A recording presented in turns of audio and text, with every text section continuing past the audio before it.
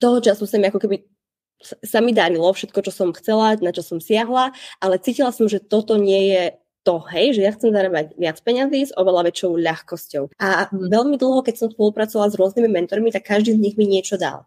Ale až keď som začala spolupracovať s tebou, tak ty si zrazu tie veci dokázala pomenovať tak, že mne to dávalo zmysel na tej úrovni, ako ja chcem budovať ten biznis, ako ja chcem pôsobiť na ľudí, lebo to je veľmi dôležité, lebo my sa tu rozprávame o biznise, ale samozrejme ten biznis sú ľudia. To znamená, ako ja chcem rozmýšľať, čomu chcem veriť, ako chcem komunikovať s tými ľuďmi a ako chcem pôsobiť na tých ľudí, to je to, čo u teba, s tebou mi dáva ohromný zmysel. A vlastne až pri spolupráci s tebou som zistila, že vlastne tam nie sú, alebo utvrdila som si, dostala som sa na taký ďalší level toho, že tu nie sú žiadne pravidlá, že môžeme si to urobiť naozaj tak, ako chceme my. A to je vlastne niečo, čo ma pritiahlo k tebe, hej, že ty si vlastne tie jednoduché princípy, áno, ale je tam ten silný fokus na tú podnikateľku ako osobu a ako osobnosť. Mali sme ten call a pýtala som sa ťa, že či je možné zdvojnásobiť ten obrat. A jedna vec, čo ma brutálne o tebe presvedčila, že toto je to, čo ja chcem, ty si povedala, samozrejme.